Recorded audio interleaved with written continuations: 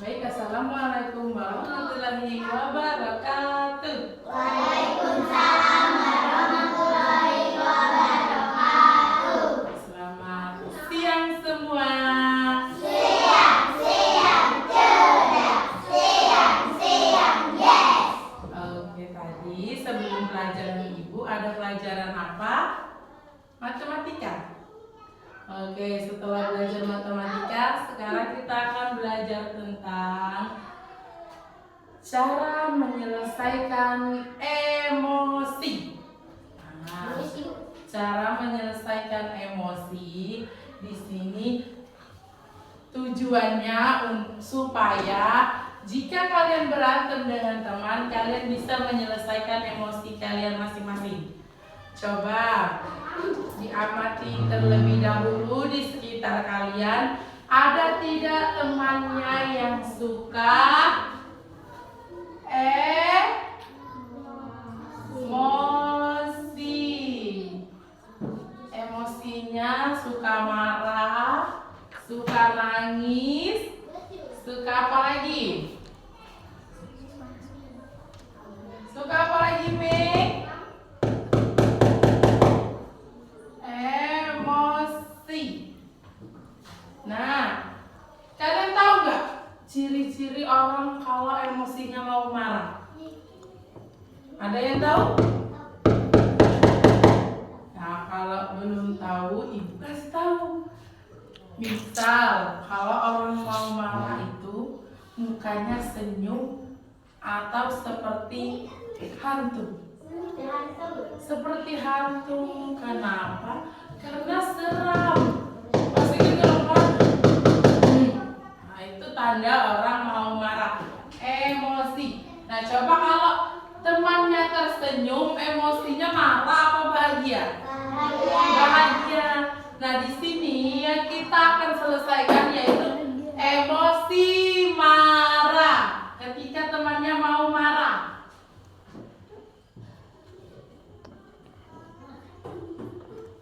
Nah, Ibu ada sebuah contoh kasus dari Ibu bercerita. Di suatu hari ada dua sahabat. Sahabat yang pertama bernama Putra dan satu temannya lagi bernama Kiki. Kiki tak sengaja menjatuhkan pena dari si Putra.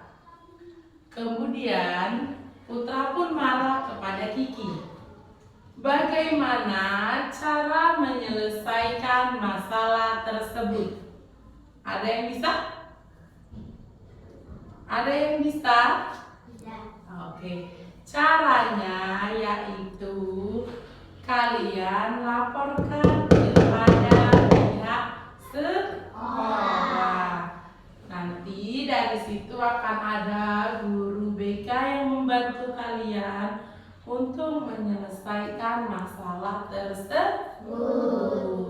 Jangan kalau temennya berantem diolok-olok, ayo. Nah, itu tidak boleh karena di sekolah itu ada guru kelas dengan kepala sekolah. Kemudian ada lagi yang namanya guru BK, bimbingan konseling. Nah, di guru BK tersebut nanti kalian akan diajari kalau teman-temannya yang ada masalah itu bakal diselesaikan. Jangan lagi kalau ada temennya yang berantem, ayo diolok-olok, tidak boleh.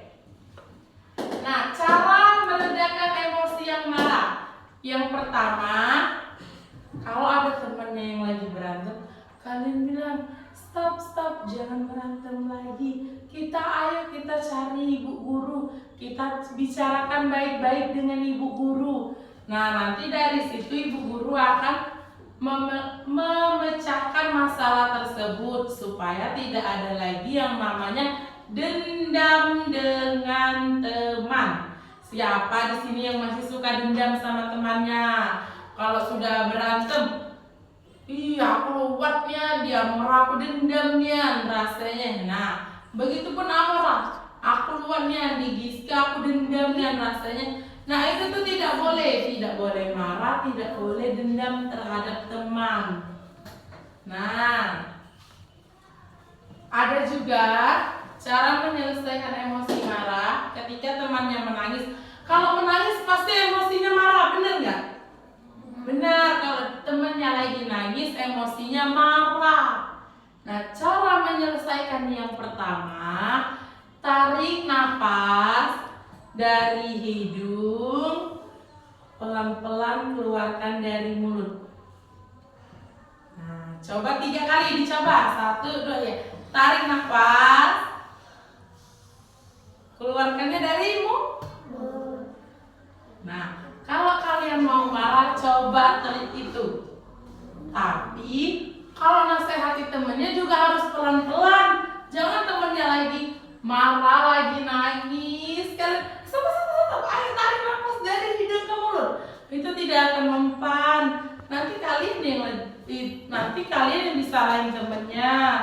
Nah, kalau kelihatan temen yang berantem, cepat lapor ke guru. Jangan diolok-olok. Kalau diolok-olok nanti temennya tambah jadi emosinya tambah meledak. Jadi dia tidak bisa menyelesaikan emosi, tidak bisa menyelesaikan emosi teman dan emosi dirinya sendiri. Kunci yang pertama yaitu diri kita sendiri. Kalau kita lagi marah, coba tarik nafasnya dari hidung, keluarkannya dari mulut supaya perasaan kita lega. Kita tidak mau marah lagi. Kalau kalian emosinya tinggi, tidak bisa atur nafas, nanti emosi kalian akan meledak. Mau emosinya meledak? Mau? Tidak mau. Nah, kalau tidak mau emosinya meledak, itu adalah cara menyelesaikan emosi dengan mudah. Kedua yaitu setelah yang pertama tadi, coba duduk dengan teman dan guru, ceritakan semua keluh kesah yang menyebabkan terjadinya berantem tadi. Nah, dari cerita Kiki dengan Putra tadi, kan kita sudah lihat kalau si Kiki tadi tidak sengaja menjatuhkan pena si Putra. Itu bukan disengaja, tapi tidak sengaja menjatuhkan pena temannya. Tapi temannya tadi sudah emosi. Jadi si Kiki tadi belum sempat bercerita bahwa dia tidak sengaja menjatuhkan pena dari si Putra. Jadinya si Putra ini langsung marah kepada Kiki, emosinya langsung meledak, dan masalah tadi tidak terselesaikan.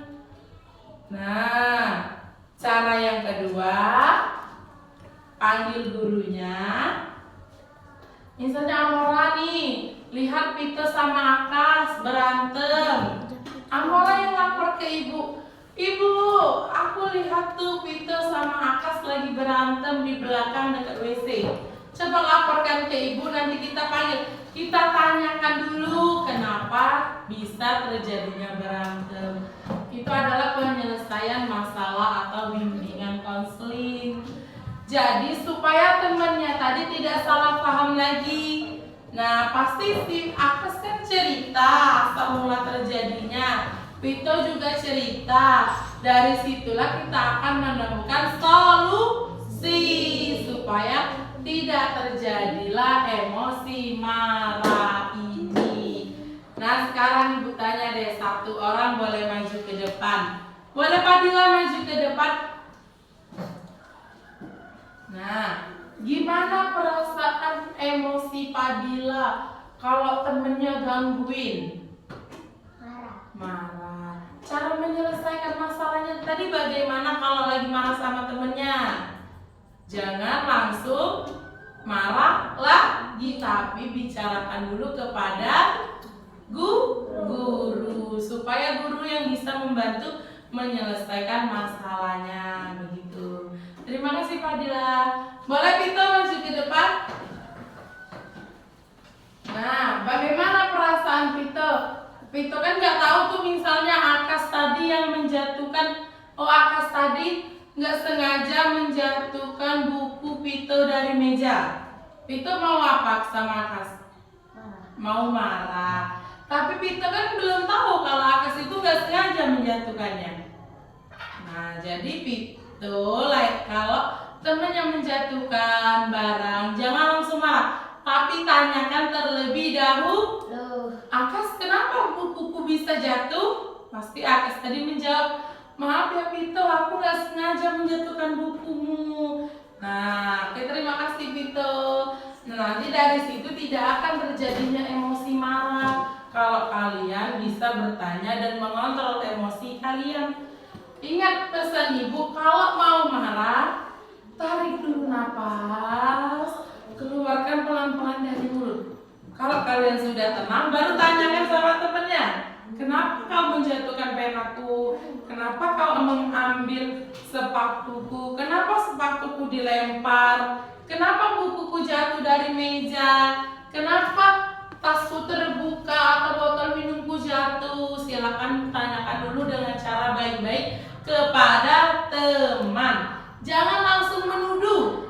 Kau jatuhkan penaku, kau yang buang sepatuku, kau yang buka tasku.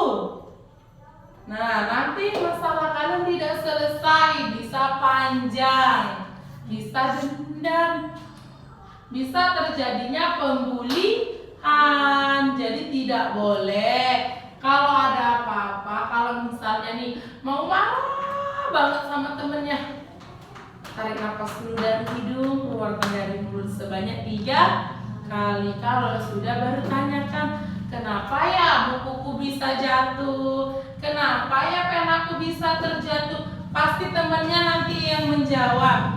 Atau temannya juga ada yang jawab gini, aku gak tahu, bukan aku deh yang menjatuhkan penamu, bukan juga aku yang menjatuhkan pensilmu. Tanya lagi balik, kamu lihat gak teman yang menjatuhkan pena dengan bukuku atau pensilku? Kalau nggak lihat, nanti temennya ngomong, oh mungkin tadi Pak Dilan nggak sengaja lewat di sana terjatuh. Nah, kalau kita bisa menyelesaikan masalah dengan baik, maka tidak akan terjadinya emosi marah. Semua masalah kita terselesaikan, tidak ada lagi yang namanya emosi marah. Nah, jadi dari pembelajaran kita hari ini, apa yang bisa anak-anak ibu dapatkan? Ada yang bisa menyimpulkan? Boleh, ada yang berani bisa menyimpulkannya?